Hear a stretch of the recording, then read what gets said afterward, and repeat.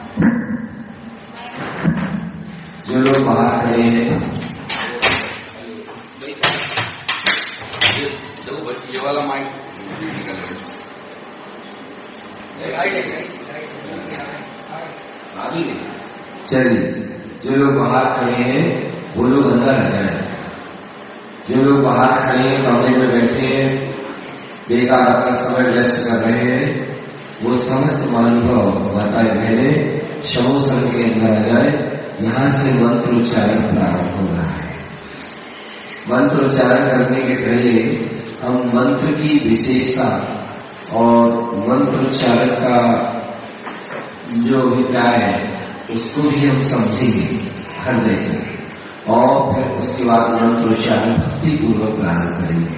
इसलिए हम बोल रहे हैं, आप समझिए इस बात को।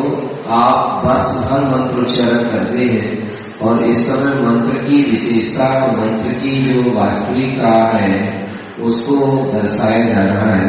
इसलिए शीघ्रता करें और चैतन्य जी में आ जाए।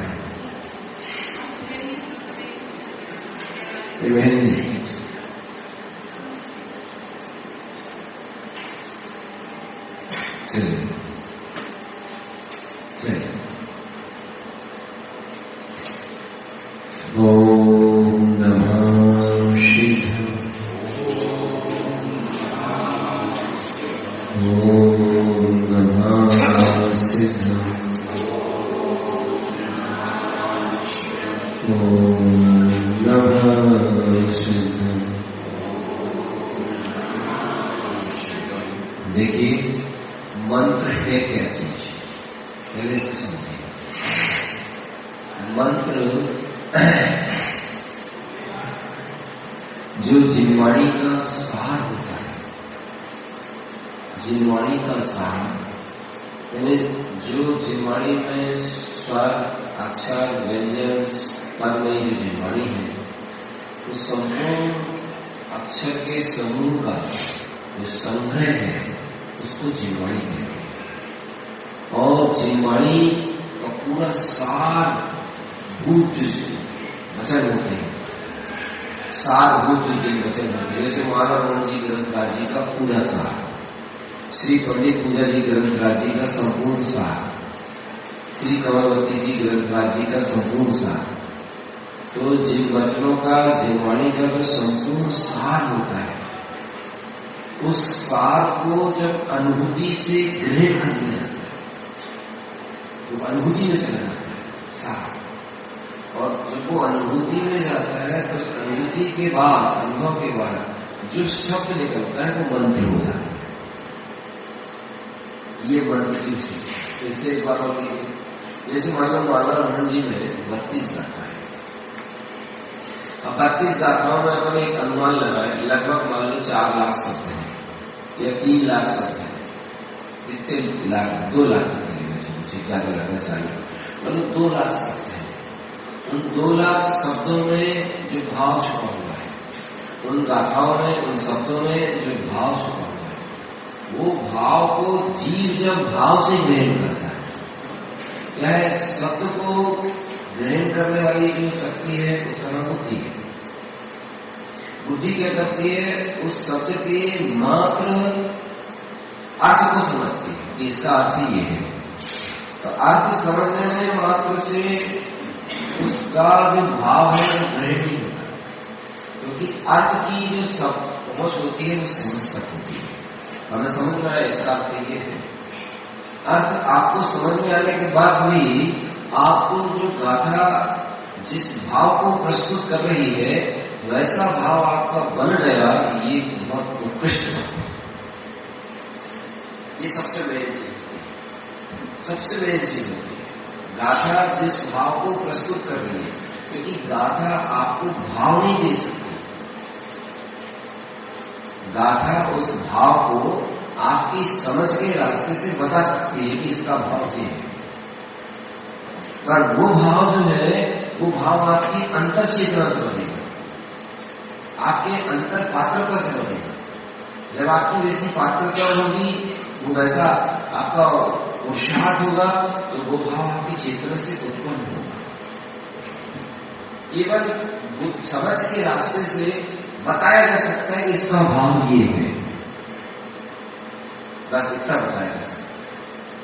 अब वो भाव कहां से आएगा, कैसे आएगा, तो उसका उत्तर ये है कि वो भाव जो है, वो भाव के लिए आपने जो गाथाओं का अर्थ निकला, अर्थ आपने समझा, उसका भाव ये है, आपने ऐसा नहीं समझा, उस भाव को प्रकट करने के लिए, उस भाव को उत्पन्न करने के लिए आपको उसकी शरण में जाना चाहिए, उसकी शरण में जाना होगा जहां ये भावों का स्रोत है, भावों का पुंज है, शुद्ध भावों का पुंज है, विशुद्ध परिणामों का पुंज है, जहां से विशुद्ध परिणाम, शुद्ध परिणाम ऐसे उत्पन्न होते हैं, ऐसे प्रकट होते हैं जैसे बारिश के दिनों में बादलों से पानी बरसता है, वहां संकल्प नहीं। अब प्रश्न आ रहा है कि मंत्र क्या है? बस मंत्र का मतलब ये होता है, फिर से एक बार ध्यान सुन लीजिए। मंत्र का मतलब ये होता है कि आपने अपनी समझ के रास्ते से उसके भाव को समझा कि इस गाथा का भाव ये है। जैसे ये तीसरे नंबर की गाथा, तीसरे नंबर की गाथा, काया प्रमाण तुम ब्रह्म रूप। छोटे अक्षर लिखे, काया प्रमाण तुम ब्रह्म रूप, निरंजन चैतन्य स्वरूप, भावे अनित्यम जैज्ञानिकम तेषु दृष्टि शक्ति। ये आप आपने समझ लिया। क्या समझा? कि इस गाथा का अर्थ ये है, इस गाथा का अर्थ ये है कि आत्मा काया के प्रमाण तो है, किंतु काया के नहीं।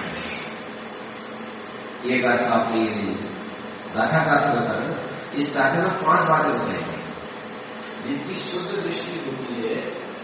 तो लिखा लास्ट में शुद्ध दृष्टि सम्यक के लिए, लिखा लास्ट में शुद्ध दृष्टि सम्यक के लिए। सम्यक बीजम का मतलब होता है सम्यक का पुरुषार्थ, बीजम का अर्थ होता है पुरुषार्थ। तो ये जो शुद्ध दृष्टि है सम्यक बीजम है, तो ये इसका अर्थ होता है पुरुषार्थ, अर्थात जो सम्यक्ति जीव होता है उसका पुरुषार्थ इस गाथा में। जो सम्यक्ति जीव होता है उसका पुरुषार्थ किस तरह का होता है वो जाने, और जिसकी शुद्ध दृष्टि होती है उसकी सिंटेंस क्या है वो भी जाने। प्रश्न यहां आ जाता है, हमारे पास वो शुद्ध दृष्टि नहीं है तो फिर हम इस गाथा को समझ के करेंगे। यहां आके बात कम हो जाती है। उसका उत्तर यह है कि आपके पास शुद्ध दृष्टि नहीं है, तो वो शुद्ध दृष्टि वो लाने के रास्ते हैं जो आज दोपहर में हुए। अनुमोदना, अनुमोदना के रास्ते से जो हमने आज दोपहर में किया था, उस रास्ते से हम अभी पात्रता पाएंगे। अभी ये मतलब शुद्ध दृष्टि प्राप्त नहीं कर पाएंगे। उस अनुमोदना से हमें उस शुद्ध दृष्टि की पात्रता बनने लगेगी, शुद्ध दृष्टि को प्राप्त करने की अनुकूल निमित्त भी बनने लगेगी बाहर में। जैसे विकराट पशु का समुद्र, शुद्ध देश का, ये अनुकूलता भी बनने लगेगी शुद्ध दृष्टि की, उस दृष्टि की अनुमोदना करने से। ये हम क्या करेंगे? अब हमें जैसे शुद्ध दृष्टि की सिंटेंस आप बता रहे हैं कि ये शुद्ध दृष्टि वाला के सिंटेंस होती है। शुभ दृष्टि नहीं,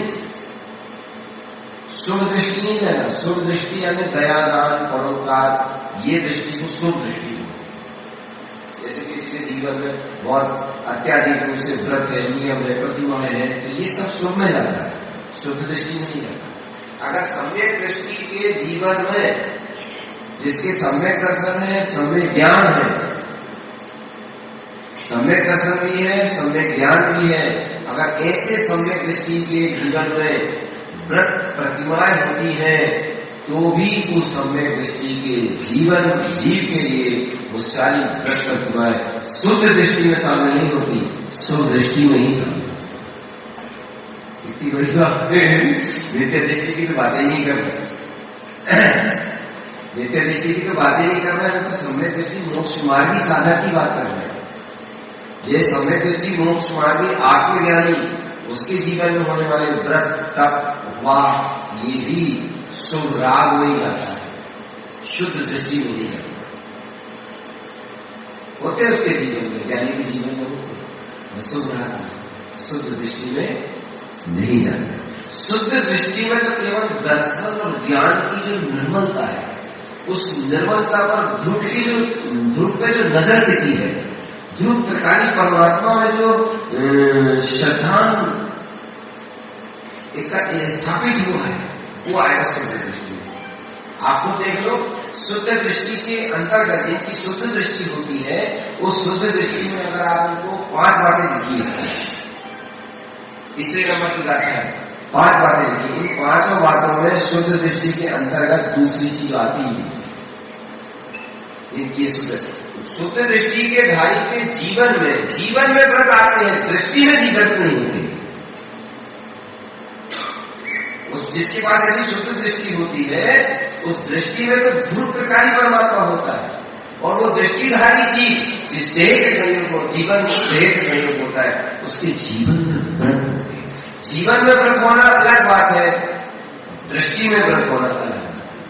दृष्टि में व्रत होते ही व्रत जीवन में आ रहे समझ में, जीवन में होते हैं, संयोग रूप से होते हैं। और वो व्रत का आदि भी जो होते हैं ना, वो जो कसाय शेष रह गई है उस कसाय के कारण से है, उन्हें जो सर्वत्र कसाय नष्ट हो जाए तो बीत आता है। ठीक है, अब देखो ये शुद्ध दृष्टि की संकल्प होती है, काया प्रमाणम त्वम ब्रह्म रूपम। ये पहला सेंटेंस। शुद्ध दृष्टि जिनकी होती है, शुद्ध दृष्टि का अर्थ हो जाता है वह वाली दृष्टि जिस दृष्टि से मोक्ष मार्ग चलता है, वह वाली दृष्टि जो केवल मात्र ज्ञानियों की होती है, वह वाली दृष्टि जो केवल वीतरागी भगवान के जो लघुनंदन होते हैं उनकी होती है, वह वाली दृष्टि जिस दृष्टि को धारण करने के बाद जीव का साधन काल तक के लिए शारीरिक सुख का मार्ग प्रशस्त होता है, सुख का अधिपति होना है। तो पहला सेंटेंस काया प्रमाण, अर्थात काया के प्रमाण अपनी आत्मा को ब्रह्म स्वरूप देखना। आया, इस देह के प्रमाण अपने आप को ब्रह्म स्वरूप देखना, अपने आप को ब्रह्म स्वरूप जानना, अपने आप को ब्रह्म स्वरूप मानना। आप कहोगे कैसा होगा, तो ब्रह्म स्वरूप कैसा होता होगा? वो तो अनुभूति लेकर के अनुभूति कर सकते हैं। पहला सेंटेंस होता होगा। अब इस काया के प्रमाण से तात्पर्य क्या है? इस काया के प्रमाण से तात्पर्य ये है, जैसे नारियल का, सूखा नारियल का जो गोला होता है, वो गोला उस नटी के प्रमाण होता है। अंदर का जो उसका साइज है, अंदर का जो उसका साइज है नटी के अंदर, जैसे अपन तो चौखट बनवाते हैं नटी की, अंदर कितनी है? अंदर 4x4 है। अगर उसको पूरा नापो तो वो 5.5 बाई 5.5 की जाएगी, और अंदर नापो तो 4x4 की जाएगी। ऐसे शरीर के प्रमाण बोले तो, शरीर के प्रमाण बोले तो जितना शरीर का आकार है उतने ही प्रमाण आत्मा का भी आकार है, काया प्रमाण। तो ये समझ में नहीं है, आत्मा तो असंख्यात प्रदेशी है।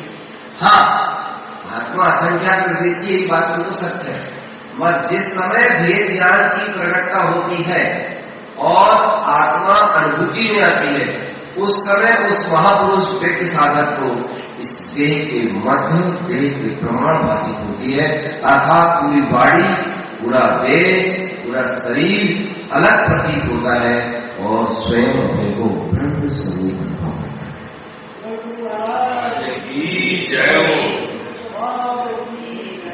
अगर जिस दशा प्रकट हो गई ना भक्तों, ये चीज अगर उत्पन्न हो गई ना, तो समझ लेना तुम्हारा मनुष्य जन्मी तीनों लोक में तुम्हारा जय जयकार हो गया, सब कुछ सफल हो गया, सब क्लियर हो गया आपका। ये ब्रह्म स्वरूप बोध कैसे होता होगा? कहा ज्ञानियों को होता होगा, ये तो ज्ञानियों को जो जंगल चले जाते हैं या बहुत ज्यादा वो करते हैं क्रिया वगैरह, उनको होता है। ये बोध उनको होता है जिनको इस तत्व की जिज्ञासा रुचि। हाँ, ये जरूर है कि इसकी 3 श्रेणी होती है। पहली श्रेणी होती है जघन्य पात्र की, दूसरी श्रेणी होती है मध्यम पात्र की, और तीसरी श्रेणी होती है उत्तम पात्र।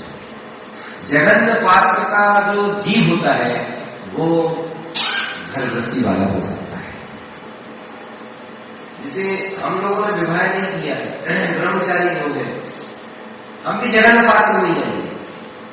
क्यों? अगर हम प्रतिमा धारण कर रहे वहां से तो भी ऐसी बात कर रहे, मध्यम पात्र में नहीं आओगे, बिल्कुल नहीं, निश्चय से नहीं आएंगे। निश्चय से हम भी उस पात्रता में तब पहुंचेंगे जब ये 5 सेंटेंस हमारे अंदर प्रकट हो जाए, 5 सेंटेंस हमारे अंदर उत्पन्न हो जाए, तब आएगी वो स्थिति। अब ये पांचों जो सिम्टम्स है इसकी 3 श्रेणियां। पहली श्रेणी जगन पात्र की, तो जगन पात्र को यहाँ जो 5 सिम्टम्स दिए हैं ये इस प्रकार से उसको श्रद्धा हो जाती है कि हाँ मैं ब्रह्म स्वरूपी हूँ। अब आप पूछो उसको ब्रह्म स्वरूपी हूँ ऐसा श्रद्धान होता है कि ब्रह्म का प्रत्यक्ष दर्शन होता है? हाँ बोलिए। दर्शन होता है कि बहुत अच्छा। ब्रह्म का प्रत्यक्ष दर्शन, दर्शन की शुद्धि पर होता है और दर्शन की शुद्धि होने के पहले श्रद्धा होता है। हाँ, पात्रता जिसकी जैसी श्रद्धान।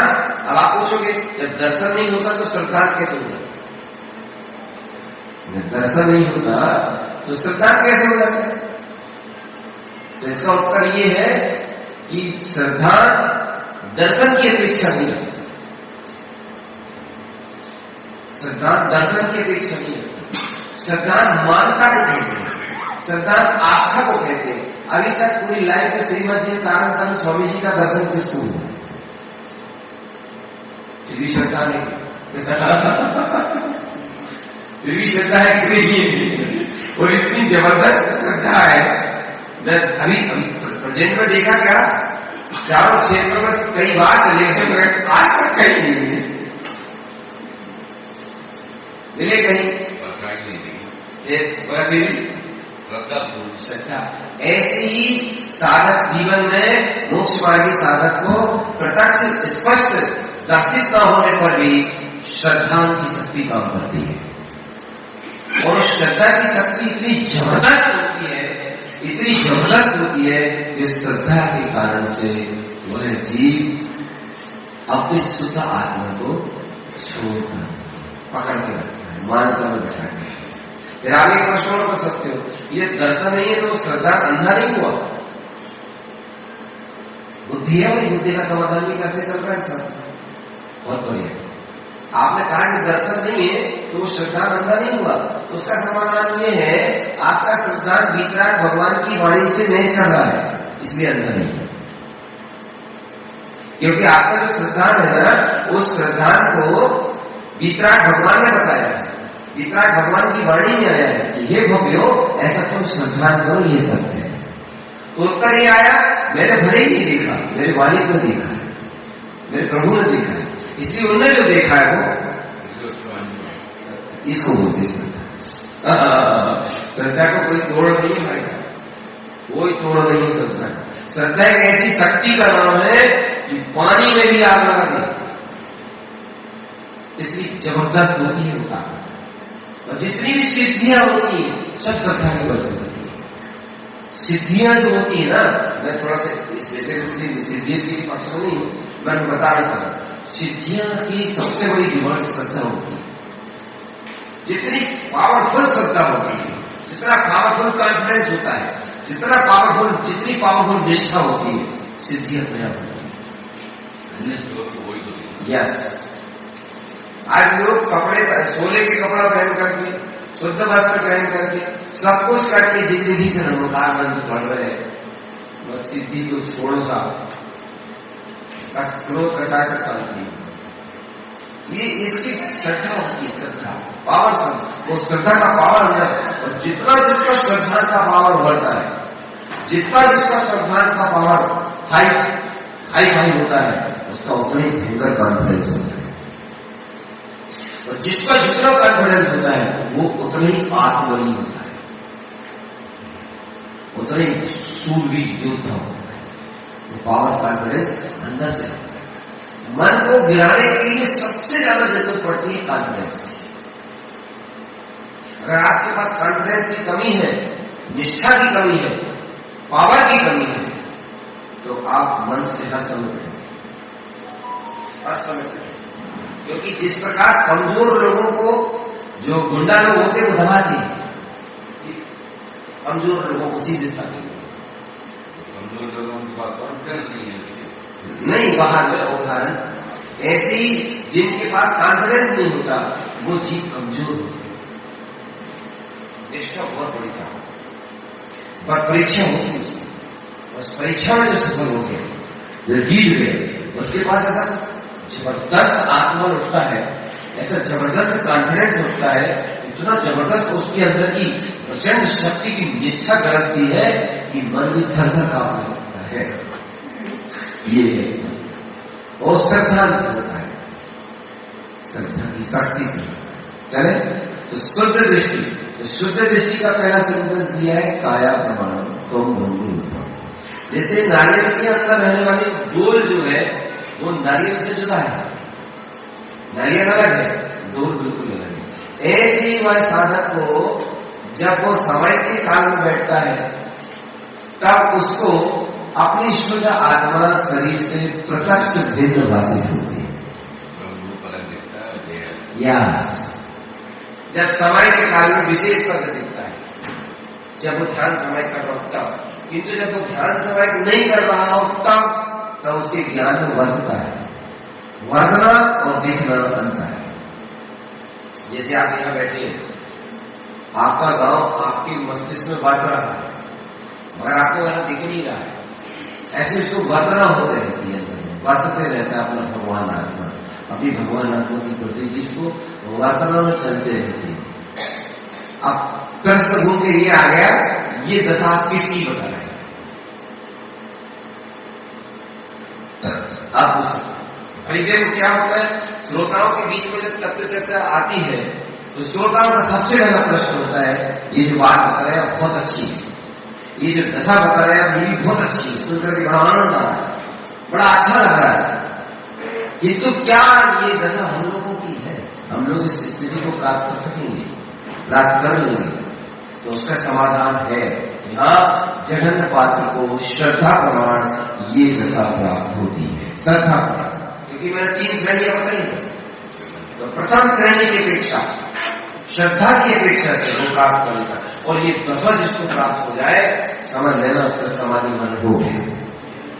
समाधि मरण का मतलब ये नहीं है कि कोई भाई अंतिम समय में बड़े भाव से सबसे क्षमा मांग ली, सबसे प्रार्थना कर ली और थोड़े से नियम भी धारण कर लिए और बस ओम नमः शिवाय मनोकामना पढ़ने लगे, और ऐसी स्थिति से कोई गया, चटाई पे गया, बिस्तर पे नहीं गया, चटाई से गया, नियम लेके गया, सबसे क्षमा मांग के गया, तो भी वो समाधि मरण नहीं है, वास्तविक सम्यक समाधि मरण नहीं है। वास्तविक सम्यक समाधि मरण नहीं है, भ्रम मत है। आजकल क्या है, एक चीज होता है, कुछ लोभ की प्रकृति काम करती है, तो हम आजकल कई समय बहुत कुछ बदल रहा है भैया, ये सब मिथ्या पुलिंगी और सब गड़बड़ करके रखा है। जैसे बात भैया उनका समय बहुत कम दिख रहा है, चलो उनको नियम दे दो, उनको संकल्प दे दो। उन्हें कई लोग तो भैया वे बिस्तर पे डरे हैं, बराबर से न बोल पा रहे, न चल पा रहे, न देख पा रहे, बिस्तर पे दीक्षा कर रहे हैं। मन को भ्रम क्या करेंगे, कल्पना है, मन की माया है, और बिस्तर पे दीक्षा देते हुए उसकी छाती पीछे करें, ये साधु माता है। चाहिए हमको चारित्र को यानी ऐसा खिलौना बनाने लग दिया, क्योंकि वो भावनाओं की चीज है, अंदर से प्रकट होने वाला अमृत है। चलो अपन इस विषय में हमने यहाँ जाए। तो समाधि मरण क्या है? समाधि मरण का मतलब है कि सबसे पहले कड़ी चीज ये है कि शरीर के रहते हुए जीव को इस देह से भिन्नता का बोध हो जाए। देशना की ये वो जहां से इस तरह का उसको बोध प्रारंभ हुआ, जहां से जिस भूमिका से, मान लो आप 55 साल के हो और आपको 35 साल में ये बोध उत्पन्न हो गया था, आपका 35 वर्ष से समाधि मरण चल रहा है, शुरू हो गया आपका शुरू हो गया और आप समाधि मरण में ही चल रहे हैं। नहीं, अभी तुम जिंदा है भाई, देह के मरने को समाधि मरण नहीं कहते भाई, या देह के मरने को समाधि मरण नहीं कहते, देह के रहते रहते अपनी चेतना का उससे संबंध छूट जाने का नाम से ये छूट सकता है। हाँ, प्रतीत होता है, बोध होता है, प्रतीति होती है, ये भी वाणी अलग, मैं चेतना था। ये कब कब होता है? ज्ञान में जो उसकी विशेषता आती है, तो ऐसे ज्ञान में इस तरह की प्रतीति, इस तरह का बोध उसको अधिक से अधिक समय हो जाता है। घर गृहस्थी में आपको क्योंकि लेते कि आप नहीं प्रश्न करोगे, इसलिए मैं पहले ही बोल देता हूँ, क्योंकि सारे घर जाते हैं कहाँ की चर्चा कर रहे हैं, कौन की चर्चा कर रहे हैं, हम कहाँ और वह कहाँ। नहीं भैया बहुत मुश्किल है, नहीं भैया बिल्कुल मत सोचना। मैं कह रहा हूँ ना 3 श्रेणियां हैं, और 3 श्रेणी में प्रथम श्रेणी जगन्न पात्र की है, और जगन्न पात्र के लिए श्री गुरु तारण स्वामी जी ने स्पष्ट लिखा है, साधव ज्ञान नियम ध्रुव, वह साधक अपने ज्ञान के स्वभाव को साधना। थोड़ा सा इन चीजों स्पष्ट करो, श्रद्धा प्रमाण क्या है, ज्ञान प्रमाण क्या है, और चारित्र प्रमाण क्या है। तो उसका समाधान ऐसा है श्रद्धा प्रमाण, ज्ञान प्रमाण, चारित्र प्रमाण। ऐसा जैसे आपने कभी आपके घर के लिए आपने डिब्बे खरीदे होंगे, ये सामान भरने के डिब्बे, इलायची की भी, स्टील की भी, तो आपने देखा होगा एक सेट खरीदो तो उसमें 3 आते हैं, बड़ा छोटा, बड़ा मतलब छोटा, बस ऐसे ही। ये सबसे छोटा डब्बा है ये जगह के पास, मगर क्वालिटी वही है। जो बड़े डब्बे में जो स्टील लगी है वही छोटे, क्वांटिटी में अंतर है, क्वालिटी में। ऐसे ही उत्तम पात्र जो है वो बड़े डब्बे के समान मुनिया, बीतरागी भावनी मुनिया। मध्यम पात्र जो है वो मंझले डब्बे के समान आपके समान है। नहीं, हम भी जगह में आते हैं। अगर आज हम प्रतिभा भी धारण कर ले और 2 कसाय चौकड़ी के अभाव में जो बीतरागता प्रकट होती है, अगर हमारा मन शांत भी रहता है, हमारे मन में काम बेकार नहीं आता, तो भी हम जगत पात्र बन जाएंगे, मध्यम पात्र बन जाएंगे। मध्यम पात्र हम तब माने जाएंगे जब हमारा मति ज्ञान, शुद्ध ज्ञान दोनों ही शुद्ध होगा, और मति ज्ञान, शुद्ध ज्ञान की शुद्धि पूर्वक आत्मस्वरूप की स्मृति सहित अंतर 2 कसाय चौकड़ी के अभाव में वेदक समय से होने वाली बीतरागता होगी तब। ये भेद थोड़ी कोई साधु होता है अगर सफेद कपड़े साधु होते तो सफेद कपड़े को आदमी पूजा कर लेता। इसलिए ये अंतर आत्मा का भेद है, आत्मा का प्रकाश, आत्मा की विशुद्धि होती है, तब वो चीज प्रकट होती है। अब आप एक प्रश्न कर लो, जब आपको मतलब वो चीज प्रकट होगी तभी तो आप प्रतिमा ले सकते हो ना, तभी तो आप व्रत ले सकते हो ना। तो उसका उत्तर एक और है, उसका उत्तर ये है कि अगर मुझे वो अंतर की बीतरागता प्रकट नहीं होगी तो कसाय बंद हो गई, कसाय बंद हो गई, तो कसाय बंद होने से भी ये भेष धारण कर लेंगे। इसको कैसे समझा है? ऐसे जैसे आप शुगर के पैसे हो, ठीक है, आप शुगर के पैसे हो, तो आप कभी देखना आपको शुगर लो होती है, आपको बहुत तेज भूख लगी, तो आपको जो बहुत तेज भूख लगी है, आपका पेट क्लियर हो गया इसलिए लगी क्या?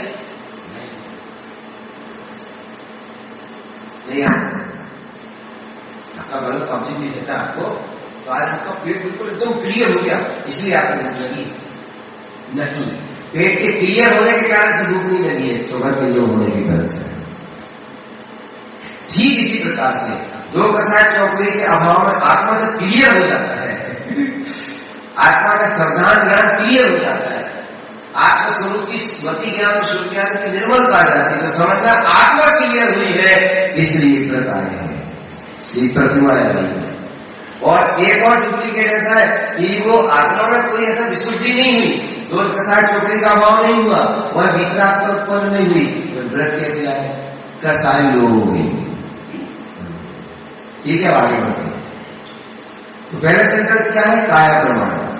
तुम्हें इस काया के प्रमाण अपने को ब्रह्म स्वरूप का स्वरूप, अच्छा ऐसा देखना कि ऐसा मानना, बताइए, ब्रह्म स्वरूप देखना, प्रत्यक्ष देखना, या ऐसा मानता में आना?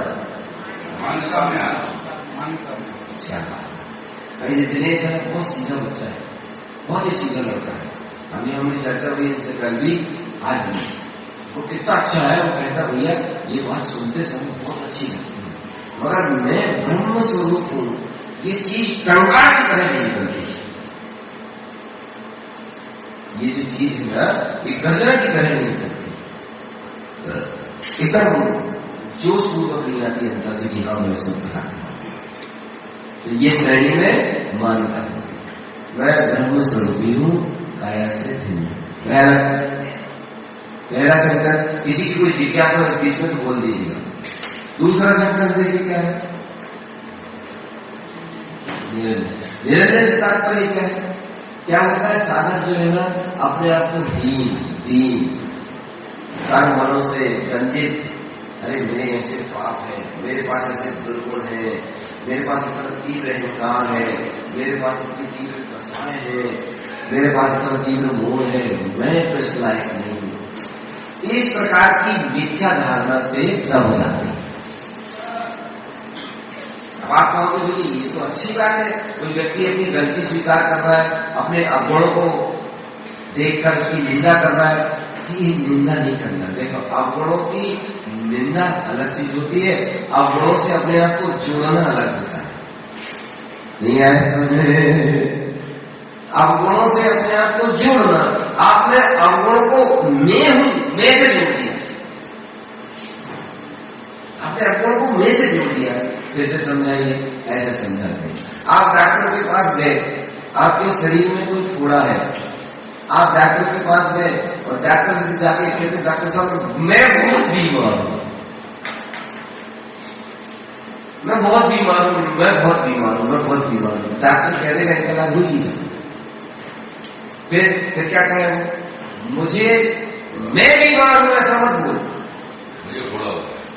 मुझे मैं बीमार हूं मत बोल तू, क्योंकि मैं बोलेगा हे आत्मा, तू अगर मैं बोलेगा कि मैं बीमार हूं तो तू इलाज तुझे जो है ना वो लगेगी।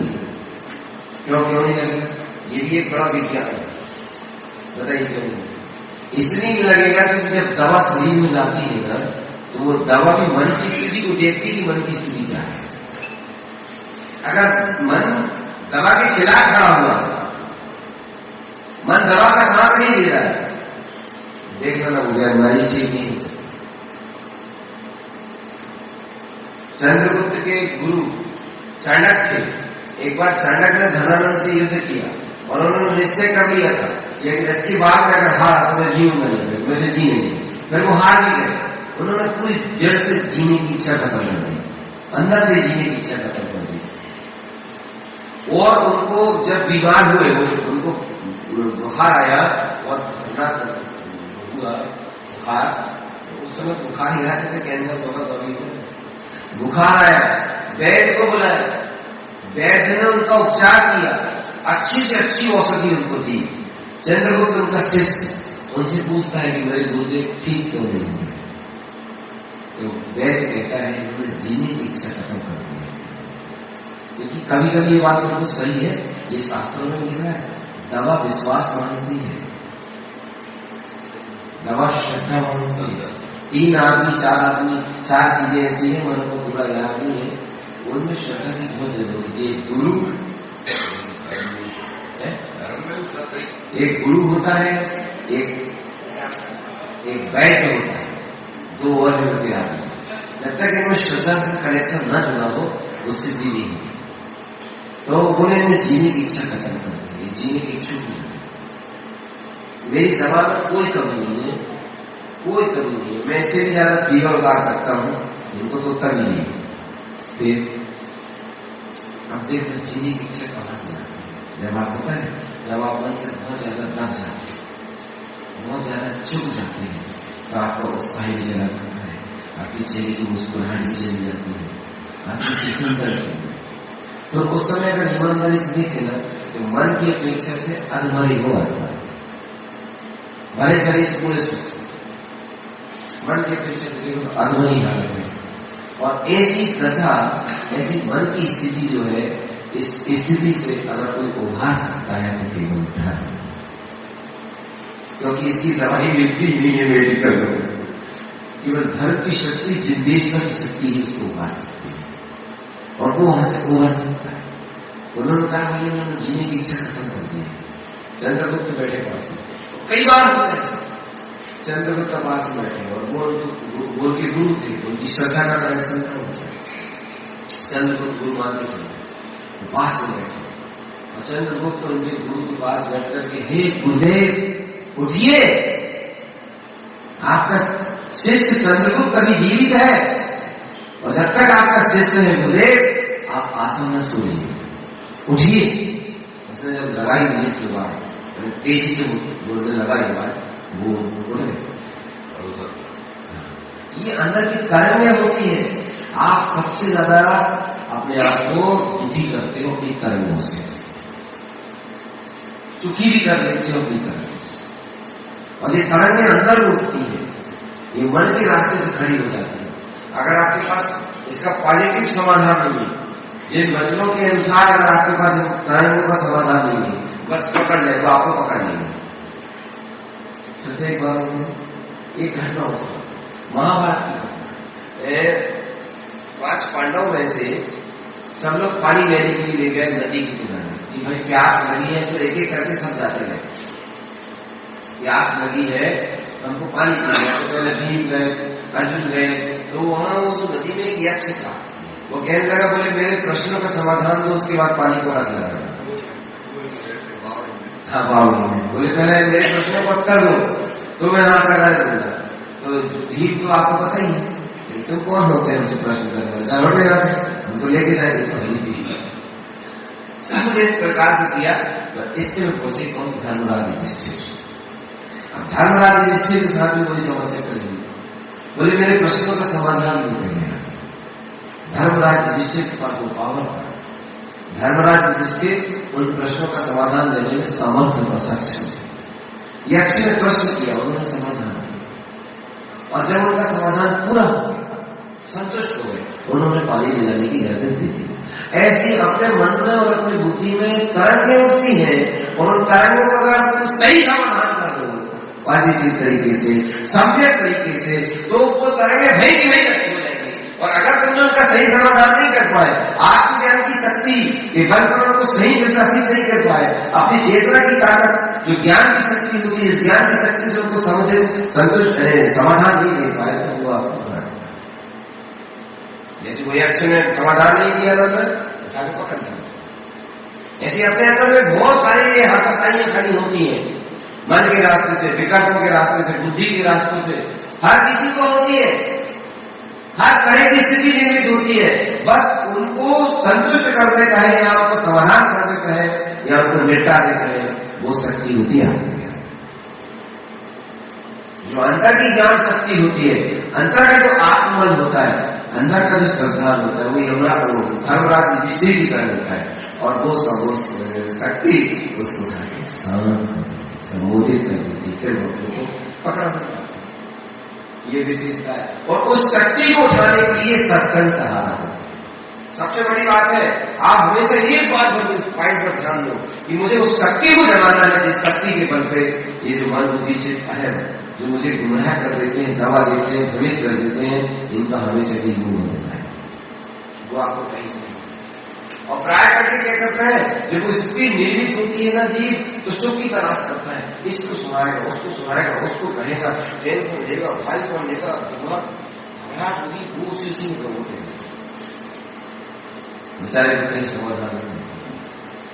और कई चीज ऐसे भी है भयंकर संघर्ष के बीच में रहकर के भी उसका सही समाधान अंदर से था। रास्ता होना चाहिए, अंदर से जो चीज अंदर से प्रकट होती है उसका रास्ता होना चाहिए। अगर तुमने रास्ता नहीं बनाया तो अंदर की चीज आएगी कहां से, ऐसा समझे। तो दूसरा सेंटर क्या है, निरंजन चेतन लक्ष्य होता है। तुम अपने आप को निरंजन हूं, चेतन लक्षण वाला हूं, ऐसा ही मानो। नहीं हम पापी हैं, हम दुष्ट हैं, हम अपावन हैं, ऐसा मानो मत। मरीज तुम बीमार हो ऐसा मत मानो, तुम्हें बीमारी बहुत भयानक है ऐसी मानता मत रखो। तो कैसी रखो, स्वस्थ देखिए डॉक्टर लोग बोलते भाई स्वस्थ होते इलाज करने का तुम स्वस्थ हो। कहीं ना कहीं हमारे सुखी होने में और हमारे दुखी होने में मानसिकता का बहुत बड़ा हाथ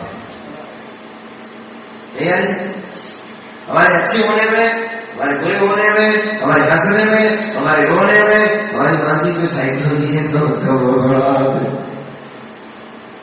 और उस मानसिक धारणा को बुद्धि को हम केवल अंतर की शक्ति से ही कर सकते हैं। कौन दूसरा कोई उपाय नहीं। अब आप दूसरे को ही बस दूसरे को मैं आपको बता दूं उसकी सही बात नहीं है। मुझे हंसी आप और किसी को देख के नहीं आ रही है, मुझे ये जो हंसी आ रही है मन की दशा को देख के आ रही है कि मुझे इस हंसी में इस खुशी में ये छुपा है कि धन्य वह शक्ति, धन्य वह अंतर आत्मा की चैतन्य शक्ति, धन्य वह अंतर आत्मा का ज्ञान जो घातक आइए को यूं करने करते हैं।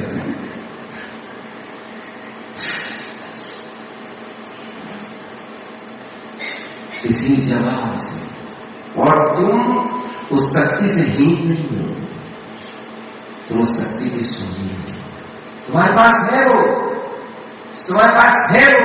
सबसे पहले किसी भी खिलाड़ी को युद्ध के मैदान में पहुंचाने के पहले पर जो कमांडर होता है वो उसको यही शिक्षा है। तो दोस्त तुम ऐसा मत करो, तुम इतना अपने आप को तोड़ो मत। ऐसे ही मन तो चाहता ही है, मोह तो चाहता ही है।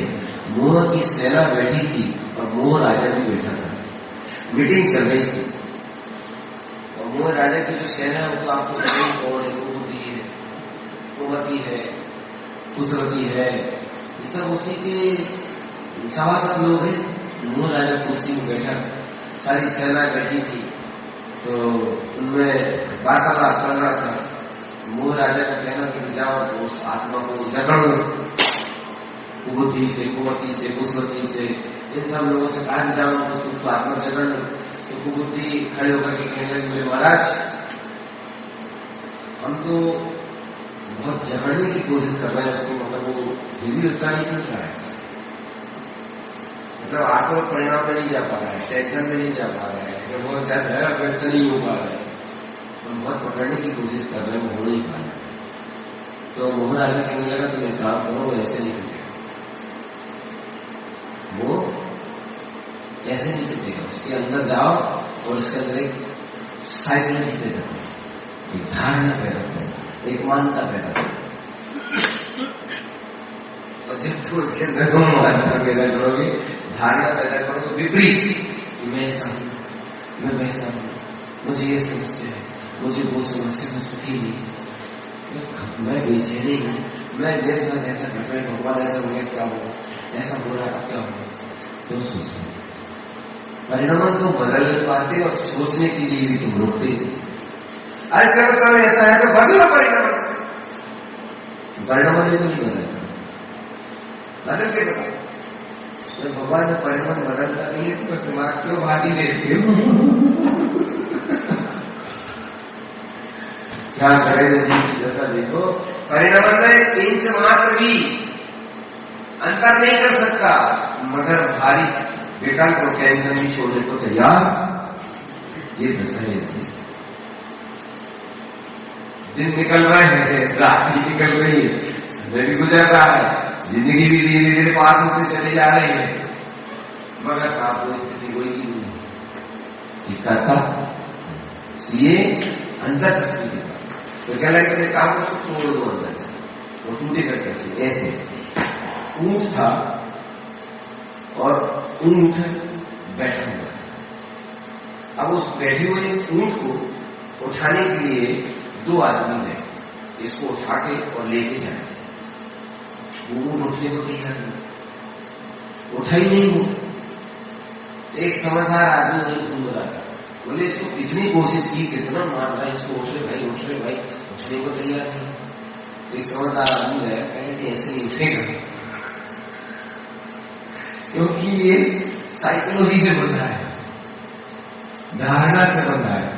देखना भैया, जो व्यक्ति धारणा, कल्पना, मान्यताओं की कल्पनाओं से बंधा है, उसका कोई ट्रीटमेंट नहीं है,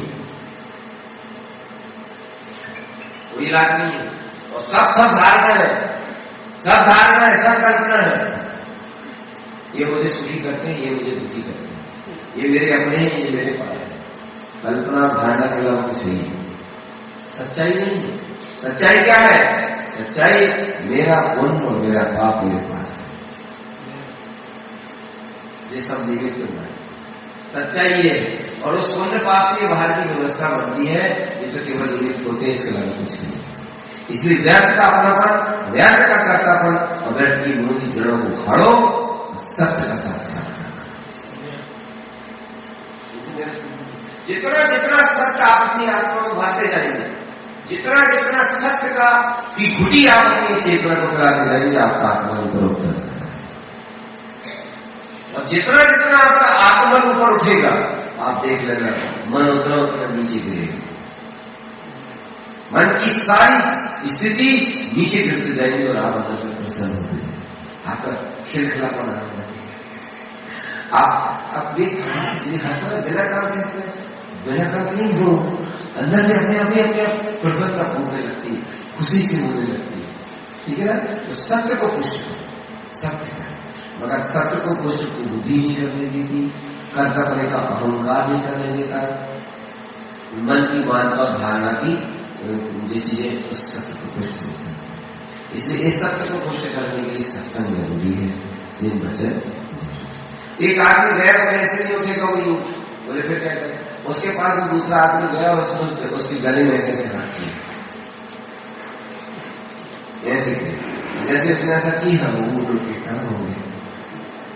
तो वो वास्तव में कल्पना धारणा से बना ऐसी होता है, सही वो लोग पता है। ऐसी हम ईमानदारी से अगर देखें तो हम 99% धारणा के कारण होती है, मिथ्या कल्पना के कारण होती है। हमारे साथ ऐसा हो रहा है, हमारे साथ वैसा हो रहा है, वजह से मानो एक दिन जैसे बात नहीं मान सकते, तुम्हें क्या पता, जिन्हें खता उन्हें पता, तुम्हें क्या पता नहीं मानना पड़ेगा। हाँ मानो, इस सत्य को मानो। क्यों मानो, क्या होगा इससे? ये सत्य है इसलिए मानो। और ये मैं नहीं कहता, ये हमारे आराध्य तीनों लोगों के स्वामी हमारे बीतराग सर्वज्ञ प्रभु ने कहा है। ऐसे सर्वज्ञ प्रभु की वाणी है, सर्वज्ञ देव की देशना है, ऐसा मानो। सर्वज्ञ प्रभु का उपदेश है कि इससे श्रद्धा बढ़ती है, आस्था मजबूत होती है और उनकी वाणी उनकी देशना है। ऐसे जैसे तुम स्वीकार करो, तुम देख लेना तुम्हारा आत्मा जागृत है, तुम्हारा आत्मा मजबूत होने लगेगा। तुम मन से बुद्धि से लड़ने की शक्ति एकत्रित कर लोगे अपने अंदर, तुम्हारी जीत हो जाएगी। एक बात मुस्कुरा बना किसी दूसरे विषय लगेगा। चलो आगे बढ़ते। तो काया प्रमाण तुम निरंजन, अंजन नहीं, अंजनों से नहीं। गुरु महाराज ने सूत्र दिया है, कोई जीव ये कहे ताकि नयन कोई मति अंजनु कहे, ये कहे कि आत्मा ऐसी शुद्ध बुद्ध अनंत चतुष्टयधारी निरंजन जीविका आ है, और कोई कहे कि नहीं वो तो अंजन है, राग है, प्रभु पति पावन है, वो अपना, ये बात अच्छी है। स्वाभिमान अपना रखना चाहिए, अपने अस्तित्व का स्वाभिमान रखना चाहिए। गुरु तारण देव ने ये तो सिखाया। गुरु भगवान तारण देव व्यक्ति किसी भगवान की पूजा पाठ कर रहा चाहिए, दिन रात उसी पूजा पाठ में लगा, तो उनको कोई दिक्कत थोड़ी है, उनको कोई समस्या थोड़ी है। और मेरे गुरुदास को ये नहीं देखा जाता कि कोई अपनी स्वाभिमान खो दे, कोई अपनी प्रभुता की महिमा खो दे, कोई अपना आत्मस्वरूप का स्वाभिमान और बल को गिरा दे, अपने अस्तित्व की श्रद्धा और आस्था को कमजोर करे, किसी भगवान की घिरते रहे, तो ये उनको पसंद है। अभी पता है एक बात बोलो ईमानदारी से, पर परमात्मा की पूजा हमारे स्वाभिमान को खत्म करती है। किसी अपेक्षा पर परमात्मा की अत्याधिक मान्यता, पूजा, भक्ति जो कुछ भी होता है, उससे हमारा आत्म तत्व स्वाभिमान होता है। हमारे अंदर से वो चीज चली जाती है, नहीं तो खुद 3 लोग का समझ, बट ये किसी अपेक्षा से। मगर कोई व्यक्ति अहंकार के कारण से वेद गुरु शास्त्र को नहीं मानता है, तो फिर वो गलत है, क्योंकि उसकी वजह यही था अहंकार से विनम्रता होना चाहिए, अस्तित्व नहीं होना चाहिए। तुम्हारा अस्तित्व तुम्हारे काम है, तुम्हारा आत्मा तुम्हारे काम है। पंच परमेश्वर की पूजा भक्ति से तुम सुख भाव हो सकते है, सुख की प्रवृत्ति मिल सकती है, पर आत्मा नहीं मिल सकती। आत्मा का पावर हाउस तुम्हारे अंदर है, तुम्हारे अंदर एनर्जी पैदा करने वाला तुम्हारे अंदर है, तुम्हारे अंदर कॉन्फिडेंस देने वाला तुम्हारे अंदर है। बस तुम पूरी निष्ठा से जाओ और अपनी प्रभुता ईश्वर की जाओ।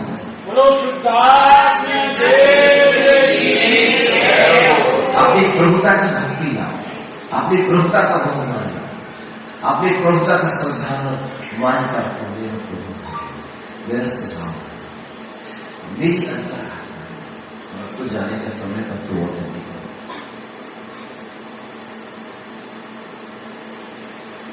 क्योंकि शरीर के सूखने के काल में अगर तुम्हें अपनी प्रभुता का बोध नहीं रहा, तुम्हें अपनी प्रभुता का ऐसा ध्यान नहीं रहा, तो तुम समझना यहां से चल के एक्सपीरियंस में जाओगे, ऐसे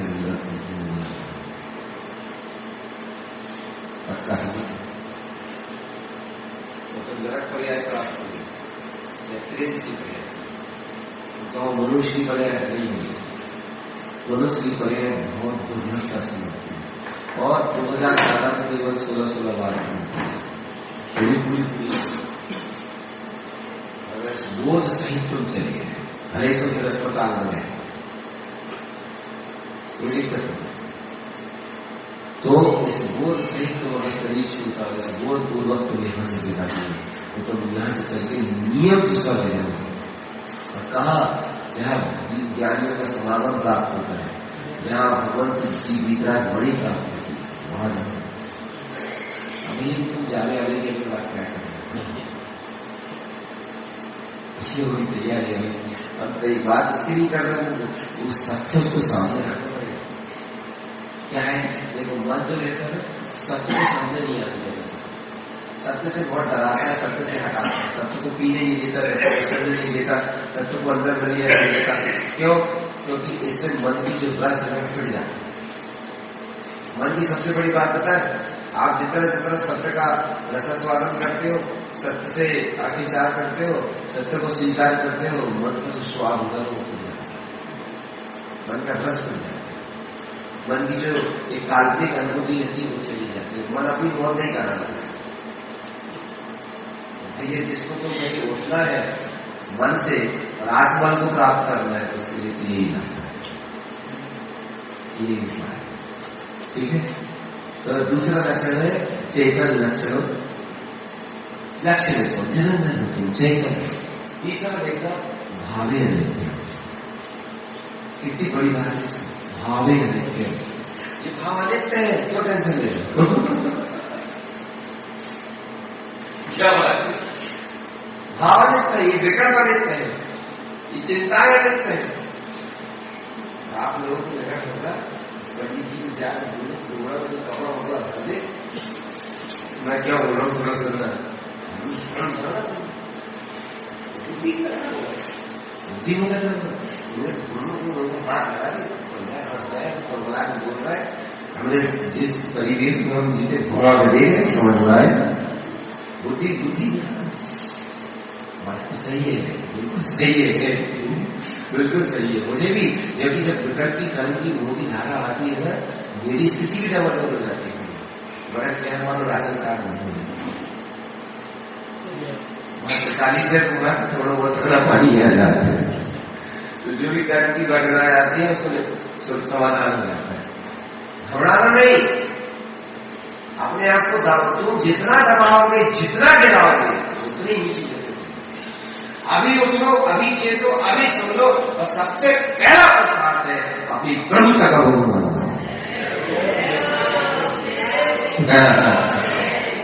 जैन जगत में जितने आचार्य हुए, उन आचार्यों में सबसे ज्यादा अपनी प्रभुता की महिमा दिलाई है श्रीमद् चित्तानंद।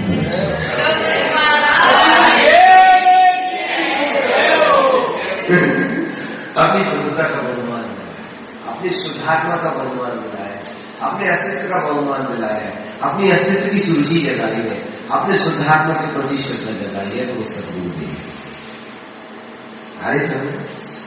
तो वो सदगुरु की बात से है। तो निरंजनम चेतन। तीसरा है भावे। विकल्प कहो, विचार कहो, जो कुछ भी है सब भाव के अंतर्गत होता है, सब है। तो जब जे आनंद है तो नित्य का है, जे आनंद ज्ञान स्वरूप नित्य है, ज्ञान स्वरूप चेतना नित्य है, ज्ञान स्वरूप आत्मा नित्य है, और जैसा अनित्य है ते शुद्ध दृष्टि। कितने लक्षण हो गए? जे ज्ञान रूपम, ज्ञान स्वरूप, ज्ञान रूप, ज्ञान मात्र जो जानता है मानता है अपनी, उसकी दृष्टि कैसी है? उसने बोले भाई कैसी है, बोलो कैसी है, और लास्ट में करेगा सम्यक वीर्य। यह सम्यक वीर्य है, अर्थात यह सम्यक का वीर्य पुरुषार्थ है। इस मानव वर्ण की तीसरी नंबर की गाथा है, इस तीसरे नंबर की गाथा में पूरा खेल है, पूरा खेल। क्योंकि इसके बाद शुद्ध दृष्टि के धारी की देशना आने वाली है मन में, ये शुद्ध दृष्टि को रखना करेगी माना देखेगी मिलेगी, ये यहाँ पाकिस्तान। तो अंत में जो गाथा आएगी, जो वाचना आएगी, राजा श्री के समय जो वार्तालाप होगा वो भी इसको पूरा सुना, ये शुद्ध दृष्टि। अब हमको क्या करना बताइए? पूरी चर्चा होगी, बहुत देर से आप सुना रहे हैं, समझ में नहीं आ रही, क्या करना? तो पहला पॉइंट है, पहला मंत्र है अपनी प्रभुता का सम्मान। स्त्री नहीं तो पुरुष नहीं, तुम राग नहीं तुम देश नहीं। अरे तुम अपनी आत्मसत्ता को निहार नहीं पा रहे हो, मगर फिर भी तुम भगवान ऐसे से बोलो।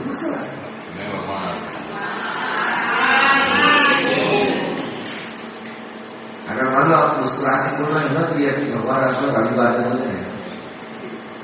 मानते हैं ये अपनी अंतर आत्मा का अभिवादन हो जाएगा। आप करोड़ों बार बेटी के सामने खड़े होकर दर्शन भी करोगे ना, तो वो सुनाएगा नहीं लगता। जो अपने आत्मा के प्रति प्रसन्नता आपको आती है, प्रभुता को लेकर प्रसन्नता आती है, इसमें बहुत बड़ा अभिवादन हो सकता है। और देखो हम जिसका अभिवादन करते हुए एक न एक दिन मिल जाए, बोलो सही है? जिसका अभिवादन करते, जिसका भगवान करते, उससे एक दिन कोई हमारी मुलाकात हो जाए। तो निरंजन चेतन लक्ष्य ईश्वर दृष्टि की। अब ईश्वर दृष्टि के मंत्र जप की जो आपने भूमिका बनाई थी कि आप बोल रहे थे मंत्र जप के बारे में, कितने शुरू किया? कौन सा? अच्छा आप लोग नहीं आ पाएंगे, तो वहां शुरू किया था, अब आ रहे हैं उस मंत्र जप में। उसके बाद अपन मंत्र जप करेंगे और उसके बाद ठीक है। तो मंत्र जप, अब मंत्र जप का कनेक्शन क्या है? मंत्र जप है क्या चीज? मंत्र क्या चीज है ये बताइए। जप बताइए, जप क्या चीज? जप मंत्र जप ये क्या है? तो सबसे पहला ये ले लीजिए, जैसे ओम नमः शिवाय। तो ओम तो पंच परमेष्टि का वाचक है, पंच परमेष्टि का वाचक है। नमः का अर्थ है नमस्कार। तो पंच परमेष्टि वाचक ओम तो अनादि है, उसमें कोई बात नहीं, ठीक है। नमः शब्द भी बहुत महत्वपूर्ण नहीं है, नमस्कार। सिद्धम सबसे इम्पोर्टेंट, सबसे ज्यादा इम्पोर्टेंट सिद्धम शब्द। इस सिद्धम शब्द की उत्पत्ति बता, कहां से इसका प्रादुर्भाव, कहां से उत्पन्न हुआ? सिद्धम शब्द अगर निश्चय से सूत्र ही बन रहा है, कहां से? वैसे तो अनादि से, वैसे तो ये अनादि से, किंतु ये सिद्धम शब्द की वास्तविक उत्पत्ति वहां है जिस पर जीव को सिद्ध हो ऐसा बोध होता है, उसी बोध से इसका उदय हुआ है। समझ गए? मैं स्त्री नहीं हूं, मैं पुरुष नहीं हूं, मैं सुखी नहीं हूं, मैं दुखी नहीं हूं, मैं रागी नहीं हूं, मैं देशी नहीं हूं, मैं पाप आत्मा नहीं, मैं पुण्य आत्मा नहीं, मैं शुद्ध स्वरूप शुद्ध आत्मा। जहां ऐसा अनुभव, जहां ये बोध उद्घटित हुआ, जहां अनुभव पूर्वक ये प्रतीति उद्घटित हुई, जहां अनुभव पूर्वक ये अंतर का टंकार निकली, बस उसी का नाम सिद्ध है। मतलब सिद्धम की उत्पत्ति हुई से। एक तो समझ में आ गया, नहीं आ रहा फिर से समझ। सिद्धम की उत्पत्ति वही थी। एक दूसरा लीजिए आप, यह सिद्धम शब्द जो है ना एक वचन है, और एक का अर्थ होता है सिद्धेविया का अर्थ जो है ना वो बहुवचन है। बिंदी लगने से एक है, बिंदी लगने से सिद्धम मतलब मैं, बिंदी आ रही ना मैं तो हाँ, इससे दूसरा ये सिद्ध हो जाता है। जब हम सिद्धम बोलते हैं तो उसका सीधा सीधा अर्थ होता है कि मैं सिद्ध हूं। हाँ, मैं चेतना हूं। जैसी आपके अंदर से चिंगारी पूर्वक देखेगी आपकी आत्मा से, तो फिर आपको जो भरेगा ना दिमाग में, जब देखना सकता था मुझे और खेल चला के उसको उठा तो सिद्धम जैसे आपने दोहराया, हम लोग देखना मंत्र जब करते तो सिद्ध सिद्धम सिद्ध सिद्धम और बार बार दोहराते उसको, सिद्धम सिद्धम सिद्धम ओम नमः सिद्धम ऐसा बोलते हैं ना। तो वो सिद्धम मैं सिद्ध हूं, तो मुझे ये अंदर से होना, और मैं मंत्र जब इसलिए कर रहा हूं कि ये मेरे अंदर से हो जाए। ये हो गया आपका अभिप्राय मंत्र जब करने के पीछे। आप नोट कर लें ऐसा करते, जो लोग प्रतिदिन करते हैं ना वो सभी बातों को नोट करना भी होता है, क्योंकि आपने अपना अभिप्राय स्पष्ट कर दिया कार्य करने के पहले, तो आपको उस कार्य के बाद आपके अभिप्राय के अनुरूप ही आपको फल की प्राप्ति है। और कार्य करने के पहले आपने अपना अभिप्राय स्पष्ट नहीं किया और आपने बस उस कार्य को शुरू कर दिया, तो फिर उसका कुछ हिसाब नहीं बनेगा। जैसे गुरु महाराज ने माधव जी की दूसरी गाथा में अपना अभिप्राय स्पष्ट कर दिया था कि मैं भगवान को क्यों नमस्कार करूं, अरे सिर्फ भगवान को क्यों नमस्कार करो, तो सीधा बोल दिया मेरे अभिप्राय मुझे रत्न की माला लिखनी है, पूछनी है, ऐसी हमारा अभिप्राय। आप सुनिए ध्यान से क्या अभिप्राय, मंत्रोच्चारण करने वाली सारी आत्मा ध्यान सुनिए। मेरा अभिप्राय है ओम अर्थात अनंत सिद्ध आचार्य उपाध्याय, ओम में पांचों परमेश्वरी के अनंत सिद्ध आचार्य उपाध्याय पंच परमेश्वरी, हे पंच परमेश्वरी, मैं आपको नमस्कार करके, आपको प्रणाम करके अपने अभिप्राय को व्यक्त करता हूं। मेरा अभिप्राय यह है कि मेरे अंदर में जो धारणाएं मान्यताएं पड़ी हुई है, जिनके कारण में मन बुद्धि चित्त है ज्ञान धर्म भ्रांति में दब जाता हूं, अर्थात मैं ये कहता हूं कि मैं शरीर नहीं हूं, मैं स्त्री नहीं हूं, मैं पुरुष नहीं हूं, मैं नपुंसक नहीं हूं, मैं रागी नहीं हूं, मैं देशी नहीं हूं। ये सारी मिथ्या मानताएं मेरे मैं से खत्म हो जाए और मेरे अंतर के में ये उज्ज्वलित और प्रकाशित हो जाए कि मैं सिद्ध स्वरूपी सुखार।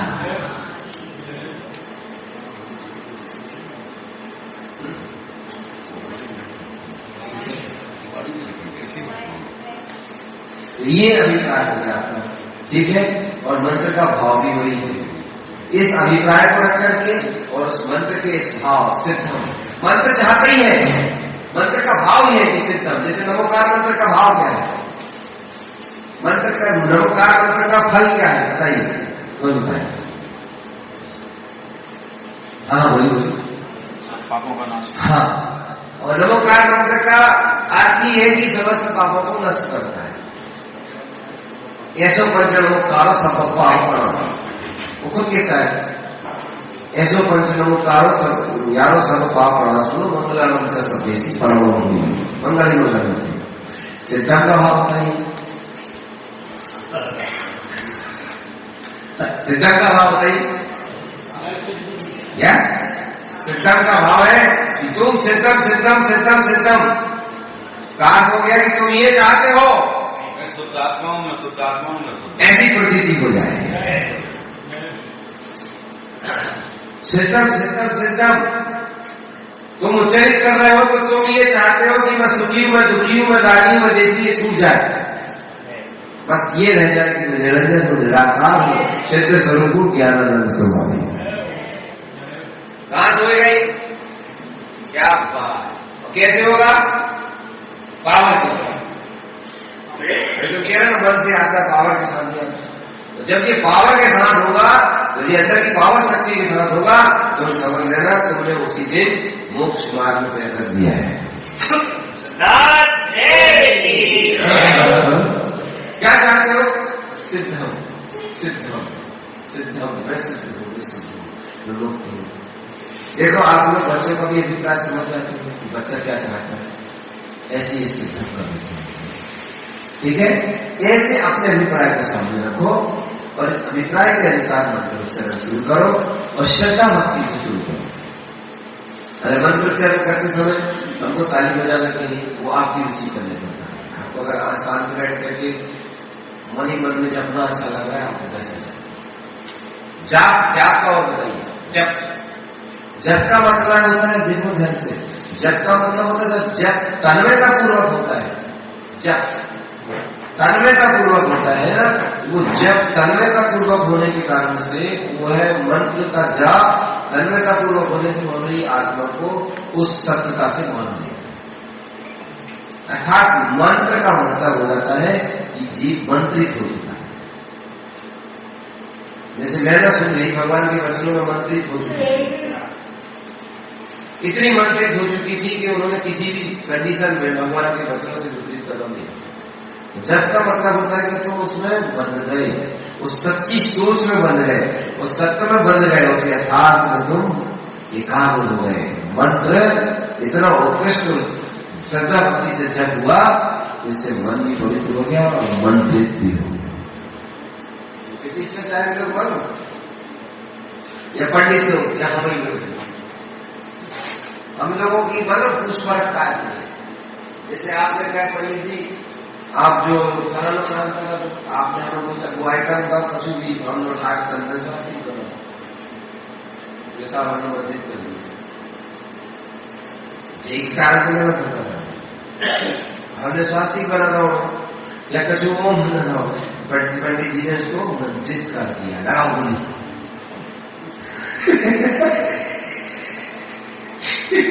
अगर भैया भैया एक बात बताए, अगर ये जो सब कारण ना तो फिर कौन पूछे? कोई नहीं पूछ सकता। अब भैया एक बार बताए, आप जी ईमानदारी की बात बताए, आप जो बाहर के द्रव्यों में स्वास्थ्य बना दो, चाहे ओम बना दो, चाहे तुम्हें पर बन जाओ, तो भी ईमानदारी की बात है। निश्चय की वो नहीं होते मंत्री, और मंत्री होता है तो मन होता है, मन। अगर ये सब चीजें मंत्रित हो जाए, मैं आपसे पूछ रहा हूँ, जवाब देने में बताना भैया, अगर ये सारी चीज मंत्रित हो जाती है, इसमें मंत्र डाल दिया जाता है, तो फिर कौवा पीट क्यों करता है? तो कौवा को उस मंत्र के प्रभाव चल क्यों नहीं जाता? एक हटा क्यों? सब कल्पना नहीं होता सर, बोलो सब पूरी कल्पना है, कुछ नहीं। ये दुकानदारी ये पूरी कुछ नहीं, सच्ची बात है। और जो सारी चीजें जो सत्य को आगे खास सत्य को नहीं जानते, विराट सत्य को नहीं जानते, बोला तो नहीं जानते, और ये सब चल रहा सब जगह चल रहा। तो आप अपने एक काम करो, अब तो बोलो आप लोग, देखो आगे तो लग रहा हूँ इसे देख रहे कि आज बाहर को निकल रहे।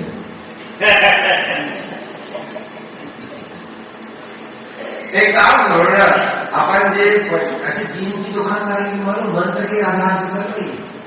कौन की साथी? अगर मंत्र पढ़ना बंद कर दे, खत्म पूजा।